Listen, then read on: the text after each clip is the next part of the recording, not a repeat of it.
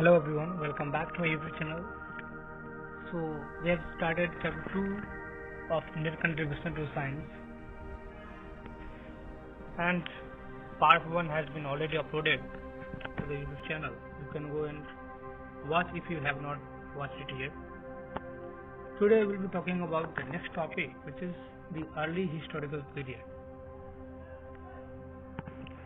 So far we have talked about how the astronomy came into being in India, how people observed different things in the space, and according to their observation some calculations were done and many things we came to know about, like in Lagat, Vedant Jyotish of Lagat. It was considered as the first scientific text of India, where you can find the computations and calculations, or we can say a written form of astronomy. Now, the next topic is the early historical period. The second period extended from 3rd century BCE to 1st century CE. पहला जो है, अब तक हमने ये देखा कि लोगों ने ऑब्जर्व करना शुरू किया और धीरे धीरे कम मैथमेटिक्स का भी जो है इन्वॉल्वमेंट होता गया. लोगों ने कैलकुलेट करना शुरू किया कि दो के बीच में गैप कितना का है, एक फिर दूसरे समय में कितना जा रहा है, अलग अलग नक्षत्रों के बारे में, लूनर डेज के बारे में. तो ये दूसरा पीरियड है, यानी अब तक जो ये ऑब्जर्वेशन चल रहा था, नॉर्मल चल रहा था. इसके बाद जो दूसरा युग शुरू होता है वो है 3री century BCE, before common era से पहली सेंचुरी तक, यानी कि ये जो है ये दूसरा हिस्टोरिकल पीरियड है. And was marked by astronomical computation based on the risings and settings of planet, their revolutions etcetera. और ये किस चीज के लिए फेमस है? ये जो पीरियड है 2 शताब्दियों का, it is marked by the astronomical computation, कि अलग अलग चीज हम किस तरह से कंप्यूट करते हैं, यानी पूरी तरह से एग्जैक्ट पता लगा कि हाँ इसके बाद में कितने नक्षत्र है, उनका मूवमेंट के बारे में, कितने प्लैनेट्स है, उनका स्थिति किस तरह का है, लोकेशन क्या है, settings of planet, their revolutions, वो किस तरह से रिवॉल्व करते हैं, उनका रिवॉल्यूशन के बारे में भी पता लगता है इससे. Jain astronomy also developed in this period based on a peculiar model of two sets of 27 nakshatra, 2 suns and 2 moons. It nevertheless resulted in precise calendrical calculations. तो जैन एस्ट्रोनॉमी जो इस पीरियड में डेवलप हुआ है, ये इम्पोर्टेंट है, mark कीजिएगा इसको.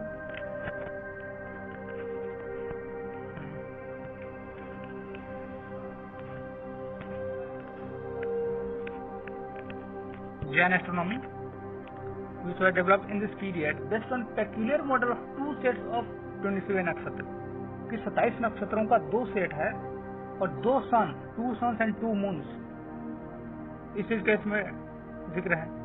It nevertheless resulted in precise calendrical calculation. लेकिन जो कैलेंडर का जो कैलकुलेशन है कि इतने समय बाद में कोई मंथ रिपीट करेगा, कोई चीज रिपीट करने वाला है, वो एकदम प्रिसाइज है. प्रिसाइज मतलब एकदम एग्जैक्ट उसमें पता किया गया है. लेकिन एक पेक्यूलियर क्या है, ये पूछा जाता है कि what was the peculiar in Jain astronomy. So it talks about 2 sets of 27 नक्षत्र. ठीक है, 27 नक्षत्रों का 2 सेट के बारे में बात करता है, और 2 सूर्य और 2 चंद्रमा की. This is also the period when huge scales of time were conceived of such a day of Brahma और कल्प of 4.32 billion years, which curiously come close to the age of Earth, 4.5 billion years. Of course, there are much longer time scales to be found in Jain texts and in the Puranas. और ये वही period है जब एक बड़े level पे time को conceive किया जाता था कि ब्रह्मा, डे ऑफ ब्रह्मा, यानी कि कल्पा जो कहा गया है, वो कितना का होगा, 4.32 बिलियन ईयर्स का होगा। और ये कितना का आता है, यानी कि एज ऑफ अर्थ। यहाँ पे देखिए पृथ्वी की उम्र के बारे में बात की गई, पृथ्वी की उम्र कितनी होगी, तो 4.5 बिलियन ईयर। ठीक है, तो कहने का मतलब कि इतना सारा जो अनुमान ये लगाया जा रहा है, ये जो नया नया एक तरीका कैलकुलेशन कंप्यूटेशन किया जा रहा है, क्योंकि कॉम्पिटिशन के बारे में पहले ही चर्चा हो चुका है कि अलग अलग चीजों की कंप्यूटेशन किया जाएगा, कैलकुलेशन किया जाएगा एज के बारे में। तो उसमें पृथ्वी की एज कितनी आती गई, 4.5 बिलियन ईयर्स। ठीक है, और डे ऑफ ब्रह्मा यानी कि कल्पा की कितनी, 4.32 बिलियन ईयर्स। तो ये ध्यान में रखना है आपको। Of course there are much longer time scales to be found in Jain text and in Purana. और इसके अलावा इतना ही नहीं है, ये दो चीज बस उदाहरण के तौर पे, लेकिन ऐसे बहुत सारी चीजें हैं जिसके बारे में कैलकुलेशन किए गए, कंप्यूट किए गए, वो सब भी हमको जैन टेक्स्ट में और पुराण में मिल सकते हैं। While some scholars have discerned Babylonian and Greek influences at play during this and the next periods, the issue remains open. Nevertheless, such influences seem clear enough in the introduction of the 7-day week of a few centuries BC. Late Vedic India divided month only into 2 lunar fortnights or paksha, one light and one dark, and of the zodiac of 12 sign Rashi first recorded in the Ivan Jatkatha.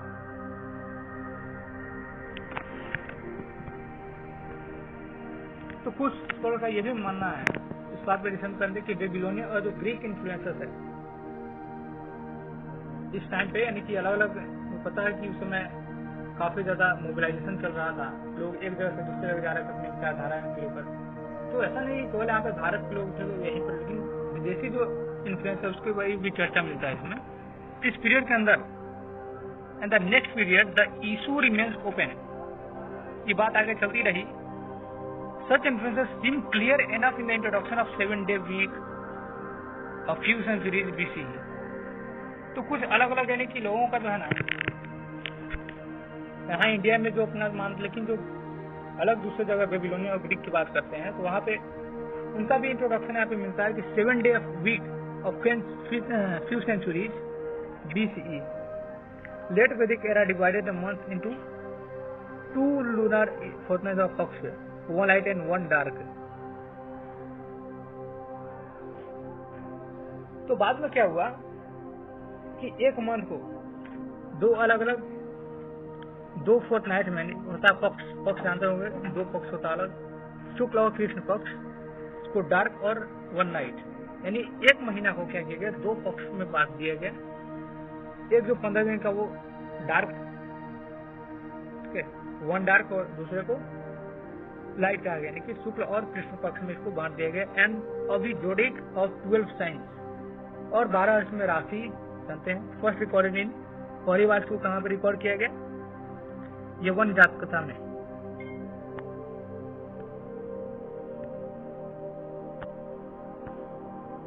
Now this सिद्धांतिक era, ऐसा दूसरा topic शुरू होता है, सिद्धांतिक era. There are many gaps in the knowledge after the above period and before the start of what has been called the golden age of Indian mathematics and astronomy. लेकिन जैसा कि मैं आपको पिछले वीडियो में बताया कि एस्ट्रोनॉमी और mathematics are very interlinked to each other. क्या है, एस्ट्रोनॉमी बिना मैथमेटिक्स की अधूरी है, बिना कैलकुलेशन की अधूरी होती है। इसीलिए there are many gaps in our knowledge after the end above period and before the start of what has been called golden age of Indian mathematics. तो इन दोनों के बीच में काफी एक गैप है, किस चीज की, यानी इंडियन मैथमेटिक्स और एस्ट्रोनॉमी की। क्या गैप है वो देखेंगे आगे। Beginning in the 5th century CE, this is the Siddhantic era when texts called Siddhants were composed, a Sanskrit word meaning principle or conclusion, but which applies here to a collection of conclusions or treatise. Their chief characteristics were the use of trigonometric methods and epicyclic models for the computation of planetary positions. तो जानते हैं कि trigonometry का use किया था अलग अलग जो कि हाइट उनके पोजीशन को ज्ञात करने के लिए। तो ये जो गैप है यानी हमारा जो एस्ट्रोनॉमी है उसके उसी के पैरेलल में इंडियन मैथमेटिक्स चल रहा था। कैसे? In the beginning of 5th century CE, क्योंकि अभी हम कुछ समय पहले बात कर रहे थे बिफोर कॉमन एरा की, जो कि तीसरी से दूसरी तक थी। तो 5वीं शताब्दी यानी 5th कॉमन एरा के शुरुआत में उसको बोला गया सैद्धांतिक era.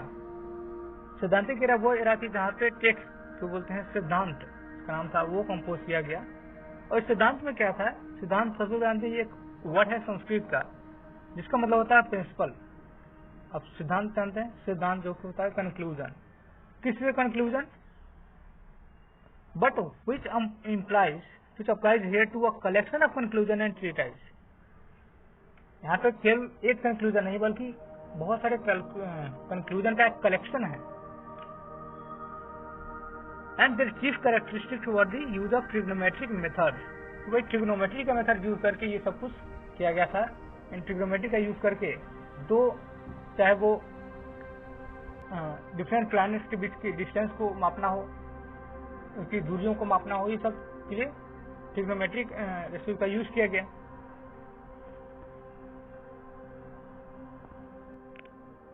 Now let's talk about some great personalities in India who are involved in this astronomy। अब तक हम एस्ट्रोनॉमी की बात कर चुके हैं, तो उस समय के कौन कौन विद्वान हैं उनके बारे में थोड़ा जान लेते हैं। So first of all is Aryabhatta first, born 476 CE, 476 common era में इनका जन्म हुआ। Working near what is today Patna, used in this era with his Aryabhatiya, which deals concisely but systematically with developments in mathematics and astronomy। तो आर्यभट्ट का जन्म 476 BC में common era में हुआ और वो अभी के पटना जो है वहाँ पे वो काम करते थे इसके बारे में। इस एरा में उन्होंने अपना आर्यभट्टिया उनकी जो पुस्तक है which deals concisely but systematically with developments in mathematics and astronomy, तो उनका बहुत बड़ा रोल है एस्ट्रोनॉमी और मैथमेटिक्स को आगे बढ़ाने उनका डेवलपमेंट करने के लिए। Among other things, it discussed units of time and features of celestial spheres, described the Earth as a rotating sphere hanging in space, and produced a table of the planet's mean positions। तो यहाँ पे क्या उन्होंने बहुत बड़ी बात है, तो जो कुछ उन्होंने एक्सप्लेन किया उसमें it discuss unit of time, इस समय की क्या यूनिट होगी उसके बारे में, and features of celestial sphere. Celestial है कि जो ब्रह्मांड में जो भी स्फीयर है, नहीं प्लैनेट जो भी है, उनकी क्या क्या फीचर्स है उसके बारे में। And describe the earth as a rotating sphere, ठीक है। और अर्थ को उन्होंने कहा कि भाई earth is a rotating sphere, उसको एक रोटेटिंग स्फीयर के तौर पर उनको डिस्क्राइब किया। आपको ये बातें याद रखनी क्योंकि आगे चल के और भी कुछ एस्ट्रोनॉमर्स आएंगे जिनका जो विचारधारा आपस में एक दूसरे के बीच में क्या होगा, ओवरलैप करेगा।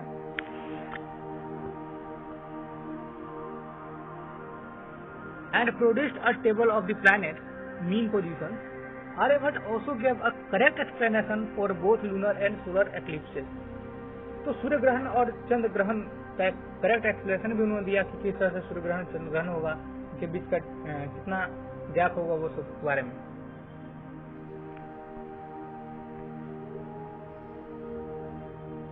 And stated that the diameter of the Earth is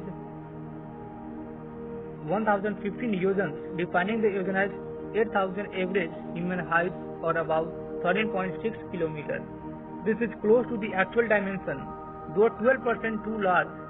So the diameter for the planet and the sun are however much too small।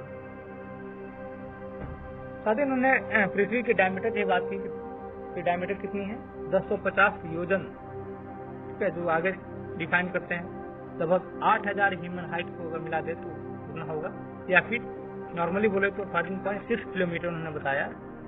This is close to the actual dimension, ठीक है। ये actual dimension जो है यानी कि आज जो अर्थ का डायमीटर है उसके काफी करीब है, दो हालांकि 12% टू लार्ज यानी कि 12% में काफी ज्यादा मतलब उसमें डिफरेंसेस है।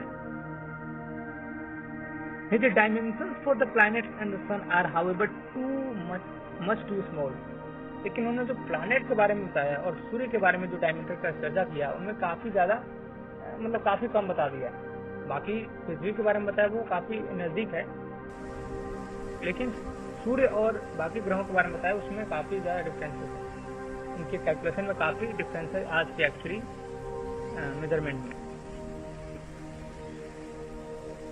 Many brilliant astronomers followed dealing with issues of coordinate systems, time measurement and division mean and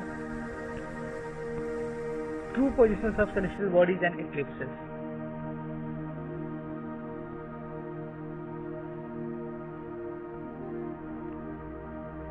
तो बहुत सारे ऐसे महान एस्ट्रोनॉमर्स हुए उनके बाद में आए जिन्होंने इन सभी इश्यूज के साथ डील किया कि कोऑर्डिनेट सिस्टम, और जानते हैं कोऑर्डिनेट सिस्टम मतलब कोई चीज का एक एग्जैक्ट लोकेशन बताने के लिए इसका यूज किया जाता है, x axis Y axis.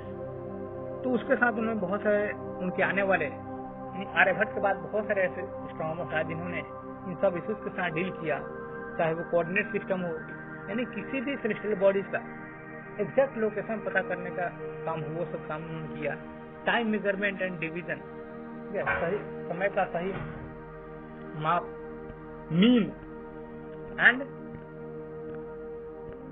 True position of the celestial body, तो एकदम जो सही एग्जैक्ट पोजीशन है सेलेस्टियल बॉडी का वो सब पता किया। Varahamihira, Aryabhata contemporary, composed in 505 CE a collection of 5 astronomical texts prevalent during his time. One of the 5 texts, the Surya Siddhant, was revised later and became a fundamental text of Indian astronomy. 2 others expounded the principles of Greek astronomy। बात करते हैं वराहमिहिर जो कि आर्यभट्ट के contemporary है, मतलब कि उन्हीं के समय का है। उन्होंने 505 कॉमन एरा में एक 5 एस्ट्रोनॉमिकल टेक्स्ट का कॉम्पोजिशन बनाया, ठीक है, यानी कि अलग अलग जो टेक्स्ट है उन सभी को कंपोज करके एक बनाया। वन ऑफ दी 5 टेक्स्ट, उन 5 टेक्स्ट में से एक जो है वो है सूर्य Siddhanta. Surya Siddhanta was revise later and became a fundamental text of Indian astronomy. और बाद में ये जो सूर्य सिद्धांत है बाद में इंडियन एस्ट्रोनॉमी का बहुत बड़ा फंडामेंटल कह सकते हैं कि एस्ट्रोनॉमी का जो बेस बोल सकते हैं वहां पे वो मिलता है सूर्य सिद्धांत में। 2 others expounded the principle of Greek astronomy, और ग्रीक एस्ट्रोनॉमी के प्रिंसिपल का भी चर्चा उसमें करता है। आगे का जो 2 है, Varahamihira extensively discuss the revolution of planet. उन्होंने अब क्या काम किया वो दिखाना कि प्लैनेट किस तरह से रिवॉल्व करते हैं उनके बारे में डिस्कशन किया वराहमिहिर ने। एक्लिप्सिस के बारे में, ग्रहण के बारे में, and zodiac often with an astrological background.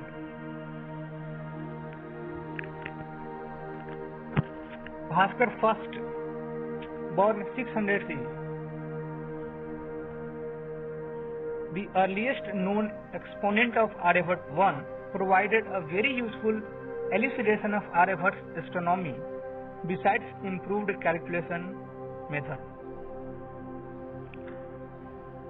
तो वराहमिहिर के बाद आते हैं आर्यभट्ट, भास्कर फर्स्ट, जो कि इनका जन्म 600 कॉमन एरा में हुआ।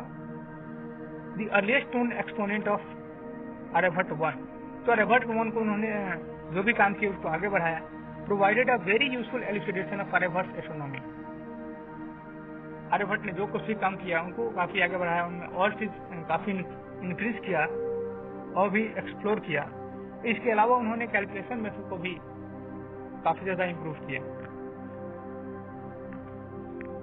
ऊपर आप एक मैप देख सकते हैं, इससे आपको पता लगा कि उस समय के एस्ट्रोनॉमर्स कौन कौन किसकी जगह पे काम कर रहे थे।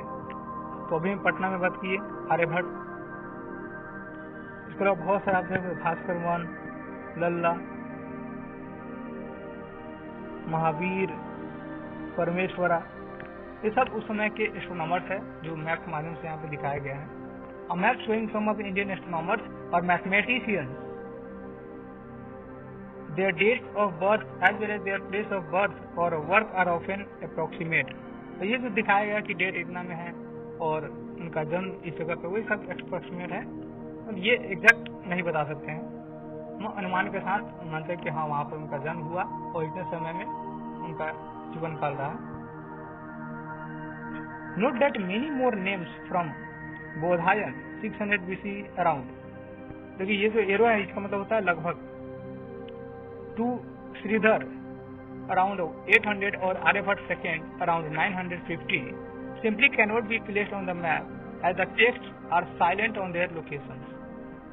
यानी जो भी टेक्स्ट हमें मिलते हैं हम लोग जानकारी कहाँ से लेते हैं, जो कुछ भी के बारे में लिखा गया है पहले से जो भी बुक में लिखा गया उन्हीं के आधार पर हम लोग अनुमान लगाते हैं। लेकिन जब बात आती है कि बहुत सारे ऐसे नेम है जैसे बोधायन के बोधायन से श्रीधर की बात करते हैं या आर्यभट्ट सेकेंड की बात करते हैं जिनका लगभग 950 माना जाता है, इनको हम यहाँ पे प्लॉट नहीं किए हैं। Simply can not be place on the map, क्यों? As the text are silent on their location. लेकिन टेक्स्ट भी उनके बारे में, उनके रियल लोकेशन के बारे में बताया कि वहाँ पे उनका जन्म कहाँ हुआ, कितने समय में थे। ठीक है,